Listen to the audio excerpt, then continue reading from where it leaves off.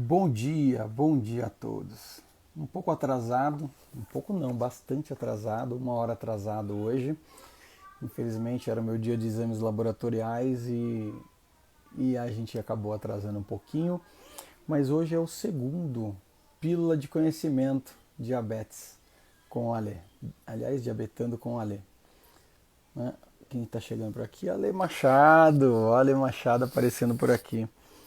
Então, como a gente já tem comentado aí nos últimos dias, todos os dias às 7h15 a gente vai fazer esse encontro rápido aqui, uma passagem rápida, onde eu vou trazer um pouco de literatura mesmo, trazer exatamente o que está descrito em livros e sites das grandes entidades e depois eu vou fazer um apanhado geral aí com a minha experiência.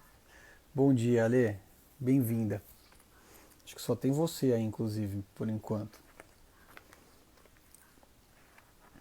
E hoje eu vou falar sobre a questão da orientação alimentar, né? Como está descrito, né?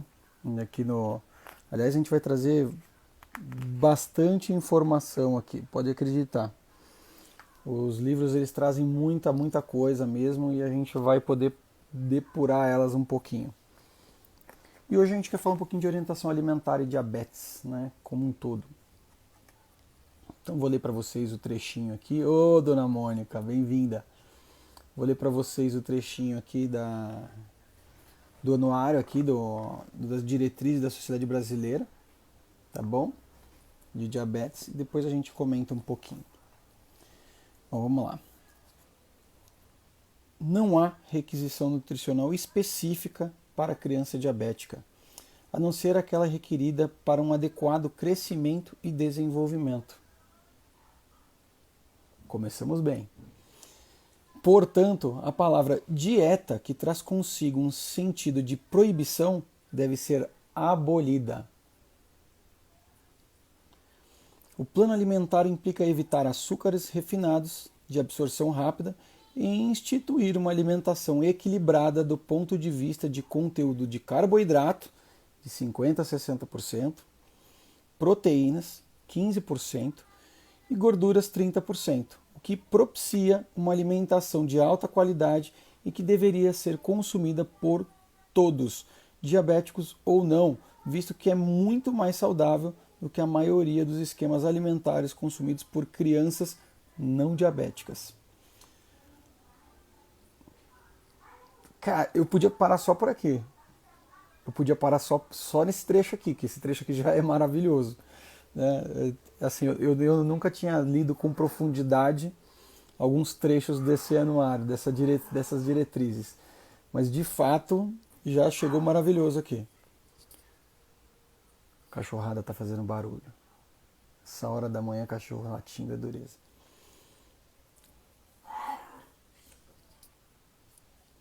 Vamos lá. Ingestão calórica segue a regra de Holiday. 100 quilocalorias por quilo até 10 quilos de peso corpóreo, 1.000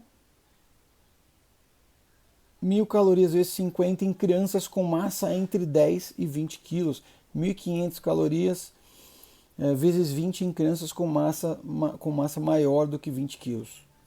Isso aqui não adianta nem ficar explicando não, isso aqui é regra.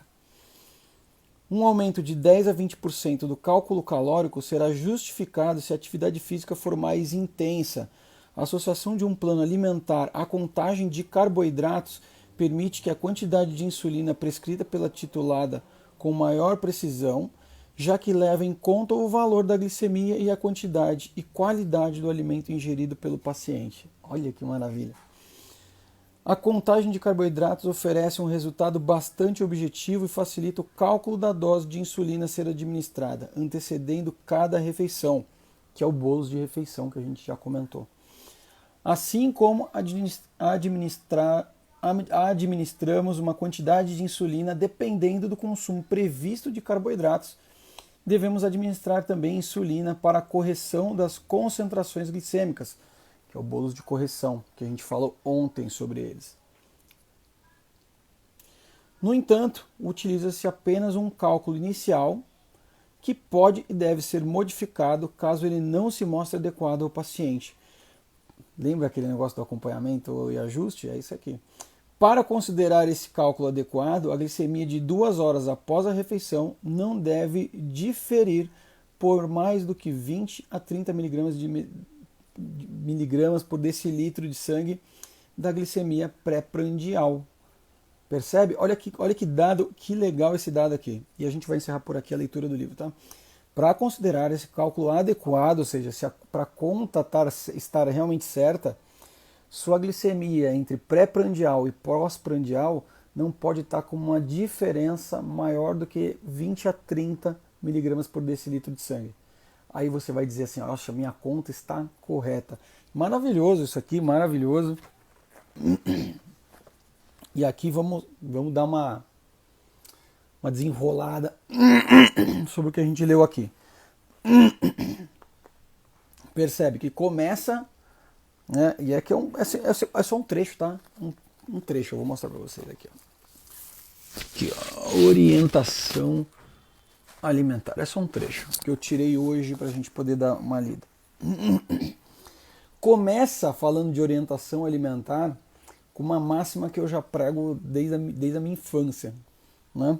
Que não há uma direção nutricional específica, que dieta deve ser abolido o nome dieta da vida da pessoa com diabetes. A gente não vive dieta, a gente vive equilíbrio, a gente vive alimentação saudável, a gente não vive dieta, a gente não tem proibições, a gente tem adequações, tá? A gente não vai fazer um radicalismo brutal, mas a gente tem a liberdade, a permissão de comer tudo que a gente desejar.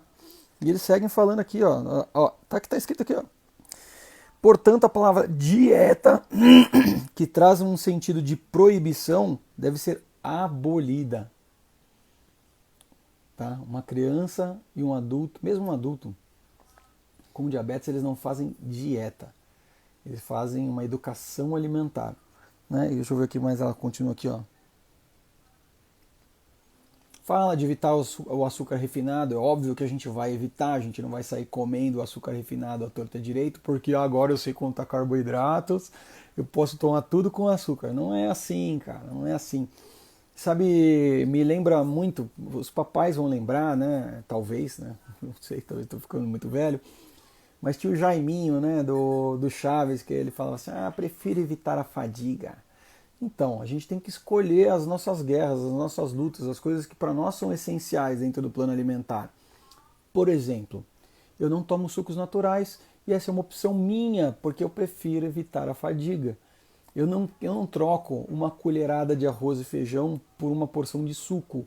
Eu não troco uma picanha por uma porção de suco. Eu não troco um hambúrguer por um suco. Eu não troco. Isso para mim não está no meu jogo de equilíbrio, não está na conta o suco natural. Mas tem muita gente que não consegue abrir mão. E aí você tem que fazer o equilíbrio disso.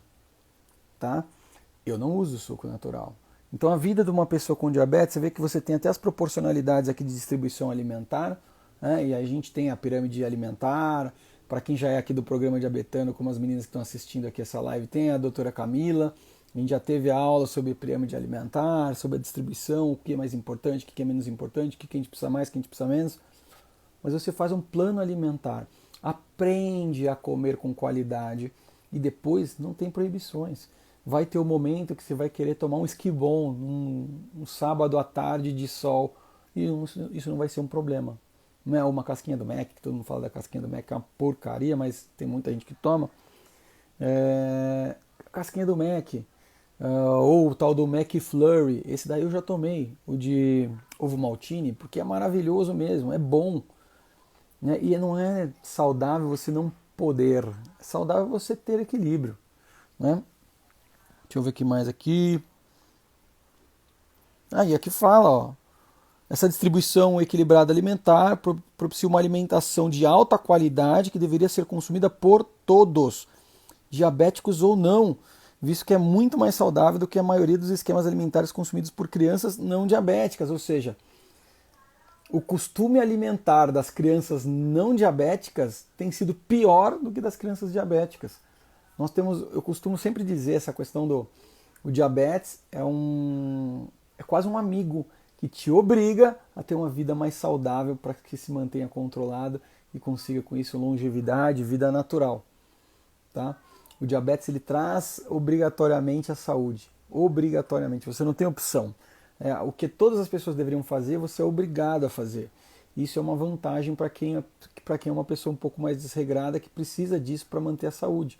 Porque efetivamente o diabetes cobra uma conta cara se você não fizer tudo o que ele precisa. Tá bom? Ele não é seu inimigo, mas se você tratar ele como ele vai ser o pior deles. Pode acreditar. Deixa eu ver o que mais foi legal aqui que falamos também. Aqui também quando entra a parte de falar da contagem, né? A contagem de carboidrato oferece um resultado bastante objetivo e facilita o cálculo da dose de insulina a ser administrada antecedendo cada refeição. É isso, a contagem de carboidrato ela é um antecipador, ela é um facilitador, é um simplificador e com precisão, né? Não é só que simplifica não, ele dá precisão no seu processo. Mas, aí depois ele comenta aqui, assim como administramos uma quantidade de insulina dependendo do consumo previsto de carboidrato, devemos administrar a insulina para a correção de concentrações glicêmicas, que são os momentos da glicemia que você percebe ela uma alteração e você vai fazer o bolo de correção, que é o que você já conhece, que você conheceu ontem aqui com a gente. No entanto, utiliza-se apenas um cálculo inicial que pode e deve ser modificado caso ele não se mostre adequado ao paciente. Então, todo médico, todo nutricionista parte de um princípio básico para poder iniciar uma contagem de carboidrato e um ajuste insulínico. Porém, a capacidade do próprio paciente de fazer esses ajustes insulínicos por conta não é real. Ele não consegue fazer isso sozinho. E aí ele demora às vezes semanas, meses para conseguir de novo ao seu endocrinologista e conseguir um ajuste glicêmico. E aí passou períodos de glicemia descontrolada, desregulada. A capacidade de fazer uma boa contagem de carboidrato, entendendo o impacto de cada um desses nutrientes no seu dia a dia e a evolução desse entendimento para também a capacidade de coletar, analisar e decidir mudança terapêutica na sua insulinização é uma coisa que você vai ter que aprender obrigatoriamente. Porque se você for depender do médico, significa que ele teria que estar do seu lado todos os dias. Porque o diabetes não é uma doença de períodos, ela é uma doença diária. Né? Você cuida dela por dia, cada situação diferente impacta diferente a sua glicemia.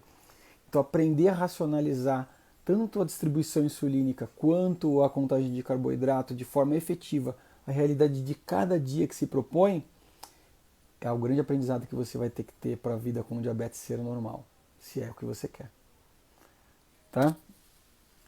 Deixa eu ver. E aqui ele dá um dado muito legal, que é após 2 horas, o ideal é que a gente consiga uma variação máxima de 30 mg por decilitro da glicemia. Então, se a gente entrou no pré-almoço com 100, o ideal é que daqui 2 horas a gente esteja no máximo com uma taxa de 130, tá bom? Agora, se você entrou com uma de 150 e fez o fator de sensibilidade e aí fez a correção de alimentação, ainda assim você deveria chegar lá partindo da sua base até 130, né, que é o 100. Tá certo? Bom, hoje eu queria falar exatamente sobre esse trecho citado aqui nas diretrizes da Sociedade Brasileira de Diabetes, tá? Não sou eu, é a sociedade, né? Ela só está repetindo o que eu falo já há 200 anos, ou eu estou repetindo talvez o que eles tenham escrito, mas esse livro aqui é de 2000 e esse aqui é 17 e 18. Eu tenho 19 e 20 também, mas não mudou quase nada, essa parte é totalmente igual. E a ideia é que você possa, com isso, aprender um pouquinho mais todos os dias pela manhã. A gente vai tentar manter o horário das 7h15. Hoje, infelizmente, por conta dos meus exames laboratoriais, eu acabei atrasando um pouco. Mas a ideia é que a gente comece sempre às 7h15 da manhã. A pílula de conhecimento, Diabetando com Alê, né? E a gente vai fazer isso todas as manhãs, tá bom? Vai ser descabelado mesmo, vai ser do jeito que der para fazer. O importante é a gente fazer, a gente bater esse papo pequeno logo pela manhã para que vocês possam ganhar um pouquinho do que a gente precisa para uma vida tranquila com diabetes. Deixa eu ver o que mais a gente vai fazer amanhã. A gente já tem mais um tema. Aliás, a gente tem mais só para essa semana. A gente vai fazer mais 3 temas, né? Quarta, quinta e sexta. Então, toda segunda, sexta-feira, às 7h15 da manhã, a gente vai tentar manter esse horário, 7h15. A gente vai bater um papo rápido sobre literatura, sobre conhecimento e vida com diabetes, que eu trago para vocês com meus 37 anos de experiência, para que vocês possam dar mais um passo na vida com diabetes, a busca pela vida normal com diabetes. Tá certo? Obrigado pela atenção de todos. Espero que tenha sido proveitoso para quem pôde ver. Ó, a Ale está dizendo aqui, ó, adorei, Ale. Que bom, que bom. A ideia não é necessariamente responder alguma pergunta, mas caso surjam perguntas sobre o tema, podem colocar sempre no chat que a gente tenta responder todo mundo aqui na medida do possível. Tá certo? Contem comigo, vou até marcar aqui a página do livro, porque eu vou precisar dele amanhã na mesma página que a gente vai falar um pouquinho, provavelmente, de programa de atividade física, a importância e o impacto disso. Tá bom? E a gente se vê amanhã. Se essa pergunta é sua, tá aí a resposta.